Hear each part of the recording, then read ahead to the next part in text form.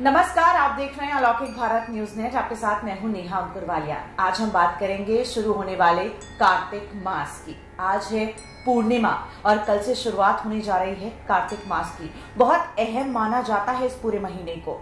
कैसे करते हैं पूजन, क्या कुछ है पूरा का पूरा विधि विधान, हम बात करेंगे पंडित जी से। पंडित जी, बहुत बहुत स्वागत है आपका। पंडित जी, कार्तिक मास को बहुत अहम माना गया है। कहा जाता है कि सब पूर्णिमाओं में सबसे अहम होती है शरद पूर्णिमा, और शरद पूर्णिमा के तुरंत बाद शुरू हो जाता है कार्तिक मास।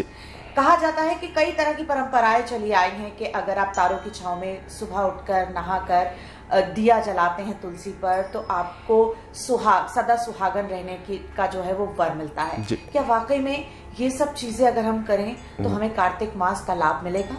जी, कार्तिक मास के कई हमें लाभ मिलते हैं। शरद पूर्णिमा के ठीक दूसरे दिन 1 नवंबर से कार्तिक मास प्रारंभ होने जा रहा है। सौर मास और चंद्रमास थोड़ा से हमें समझना चाहिए। चंद्रमास के अनुसार 1 तारीख से, और सौर मास जो सूर्य की संक्रांति चेंज होती है, तो 14 और 17 के बीच में ही संक्रांति सदैव चेंज होती है। 14 तारीख, 15 तारीख, 16 तारीख, तो जो 14 अक्टूबर से लेकर के 14 नवंबर का जो समय होता है, उस सौर मास के हिसाब से संक्रांति में माना जाता है। तो हमें इसमें विशेष ध्यान ये देना चाहिए कि सुबह उठने का प्रयास करें। कार्तिक मास में हर एक व्यक्ति को सुबह उठना चाहिए। कार्तिक मास की कथा का श्रवण करें, तुलसी में दीपक जलाएं, तुलसी का नित्य दिन पूजन करें, और उससे सुख, शांति और सौभाग्य की प्राप्ति, अखंड सौभाग्य की प्राप्ति होती है महिलाओं को।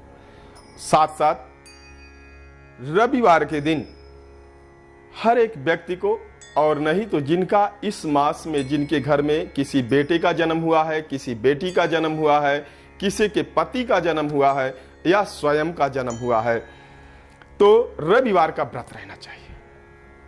5 रविवार कम से कम हमें व्रत रहना चाहिए। रविवार के व्रत में कोई विशेष ध्यान इतना ही मात्र देना है कि सुबह उठने का प्रयास करें, और सूर्यास्त से पहले जो भी आपको खाना है उसमें नमक का परहेज करते हुए, नमक नहीं लेना है। सूर्य के व्रत में नमक का परहेज करें। बाकी आप रोटी के साथ, भौरी के साथ, पूड़ी के साथ, गुड़ के साथ कुछ भी आप अन्न ग्रहण कर सकते हैं, और इसमें लेकिन नमक का विशेष रूप से परहेज करें। आपका सूर्य मजबूत होगा तो आपकी हड्डियां मजबूत होंगी। आपका मान, सम्मान, पद, प्रतिष्ठा और प्रमोशन में किसी प्रकार की दिक्कत आ रही है तो आपका शीघ्रातिशीघ्र कार्तिक मास के रविवार का व्रत करने से भी आपको विशेष लाभ मिलेगा।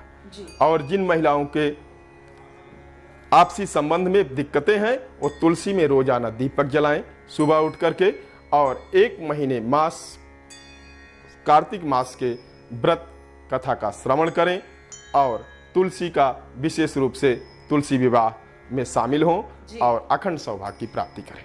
पंडित जी, कई जगह हमने देखा है कि तुलसी विवाह का यही समय होता है। क्या वाकई में कार्तिक मास में तुलसी विवाह करवाने से बहुत लाभ होता है? तुलसी विवाह वैसे भी हमें फलदायी है, और तुलसी सभी नकारात्मक ऊर्जा को दूर करती है। वैसे भी हमें 12 मास तुलसी का पूजन करना चाहिए।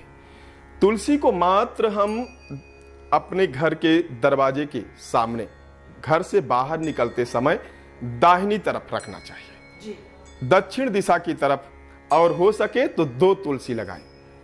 एक श्यामा तुलसी और एक रामा तुलसी। एक गौर वर्ण की होती है और एक श्याम वर्ण की, काले कलर की होती है। तो दोनों कलर की हो, जो श्यामा वर्ण हो दक्षिण दिशा में और जो गौर वर्ण हो उन्हें उत्तर दिशा में लगाएं। आपके सभी मनोकामनाएं पूर्ण होंगी और समस्त नकारात्मक ऊर्जा आपके घर की बाहर हो जाएगी, और आप अपने को सुख, शांति, समृद्धि के प्रतीक के रूप में महसूस करेंगे। तो तुलसी पूजन का विशेष महत्व है कार्तिक मास में। किस तरह करते हैं पूजन, पंडित जी ने बताया। अगर सुबह तारों की छांव में आप तुलसी पर दिया जलाते हैं तो अखंड सौभाग्यवती होने का आपको फल मिलता है। तो हमारी इस खास पेशकश में फिलहाल इतना ही। देश और दुनिया की बाकी खबरों के लिए देखते रहिए ABNN। नमस्कार। नमस्कार। जय माता दी।